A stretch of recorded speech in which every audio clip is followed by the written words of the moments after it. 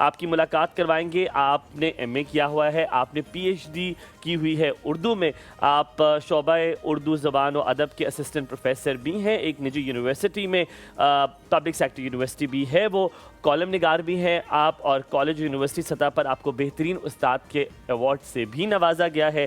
آپ کالم نگار بھی ہیں, آپ ڈپٹی ایڈیٹر بھی رہے ہیں ایک اخبار کے ساتھ.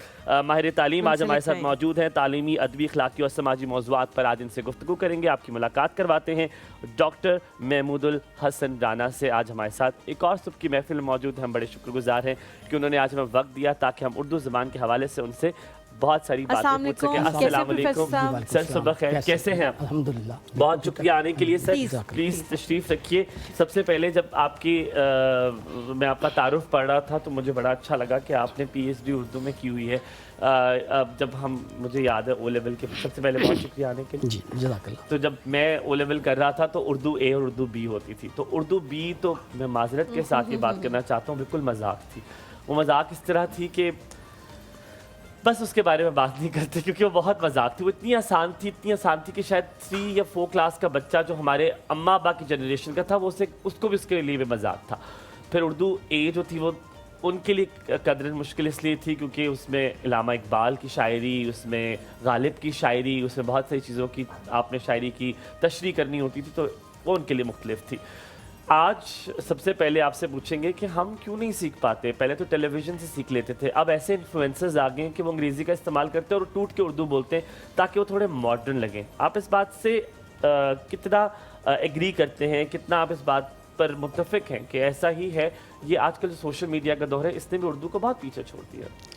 سب سے پہلے تو میں آپ کا اور آپ کے چینل کا شکر گزار ہوں کہ آپ نے یہاں مدعو کیا اور آپ نے اردو کے حوالے سے بات کی کہ اردو جو ہے وہ آج ہمارا بچہ جو ہے اس طریقے سے نہیں بول رہا جس طریقے سے بولنا چاہیے. تو اس میں یقیناً بہت سارے جو اس کے کانسیکوینسز ہیں یا بہت سارے اس کے پیچھے جو ہیں بہت سارے عناصر کار فرما ہیں کہ آج ہم میں دلچسپی جو ہے وہ نہیں ہے.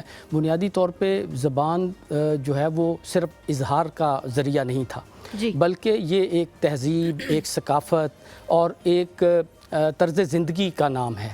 تو جب ہم اپنے بچوں کو طرز زندگی کے بارے میں آگاہ نہیں کریں گے کہ یہ ہماری جو روایت ہے, ہماری جو طرز زندگی ہے, یہ بنیادی طور پہ زبان ہے, تو اس کی وجہ سے پھر بچے جو ہیں وہ ظاہر ہے اس کے اوپر آج بہت ساری چیزیں انفلوئنس کر رہی ہیں ہمارے بچے پہ کہ میڈیا ہے, فیس بک ہے, چینلز ہیں, اور وہ سارے جب مل کے اس پہ اثر انداز ہوتے ہیں اور وہاں وہ دیکھ رہا ہے کہ انگریزی بولی جا رہی ہے, وہاں پہ جو ہے رومن کے اندر جو ہے وہ تحریریں ہو رہی ہیں, تو اس سے بچہ جو ہے وہ اردو سے ذرا تھوڑا سا دور ہو جاتا ہے اور اس کی توجہ جو ہے وہ انگریزی کی طرف اور ان چیزوں کی طرف چلی جاتی ہے کہ جہاں پہ اس کو ہائپ ملے, جہاں پہ اس کو جو ہے وہ ایک پہچان ملے, تو اس لیے وہ اردو کی طرف جو ہے وہ دھیان نہیں دیتا. تو کسی دور میں تو آپ کو پتہ ہے کہ اردو تو ہم میڈیا سے سیکھا کرتے تھے کہ جب اساتذہ پڑھاتے تھے تو کچھ پروگرام ایسے ہوتے تھے کہ تجویز کیے جاتے تھے کہ آپ نے اپنی اردو بہتر کرنی ہے,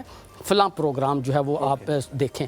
اگر آپ نے انگریزی ٹھیک کرنی ہے, فلاں نیوز اینکر کی خبریں سنیں, فلاں پروگرام دیکھیں, آپ کی انگریزی کے تلفظ ٹھیک ہو جائیں گے, آپ کے اردو کے تلفظ ٹھیک ہو جائیں گے. لیکن آج میرے خیال میں ایک مذاق ہے کہ آج ہمارا میڈیا وہ کردار ادا نہیں کر رہا جو اسے کرنا چاہیے.